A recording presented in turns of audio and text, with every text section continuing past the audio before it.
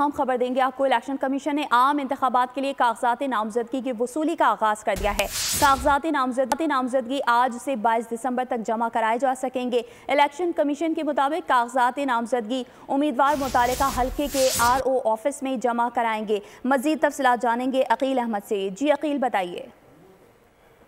Election commission की जानिब से जो आइंदा आम इंतखाबात हैं उनके लिए अब कागजात नामजदगी की वसूली का सिलसिला इलेक्शन कमीशन की जानिब से बाज़ाब्ता तौर पर आज शुरू कर दिया गया है और 3 रोज तक ये सिलसिला जारी रहेगा। इलेक्शन कमीशन 20 दिसंबर से 22 दिसंबर तक कागजात नामजदगी जो है वो वसूल करेगा और मुतलका उम्मीदवार अपने हल्के के रिटर्निंग ऑफिसर के दफ्तर में जाकर कागजात नामजदगी जमा करवा सकते हैं। तो इलेक्शन कमीशन ने इस हवाले से अब तमाम इंतजाम मुकम्मल कर लिए हैं। सुबह 8:30 बजे से लेकर शाम 3:30-4 बजे तक कागजात नामजदगी जमा करवाए जा सकेंगे। जी ठीक है अकील अहमद, आपका बहुत शुक्रिया।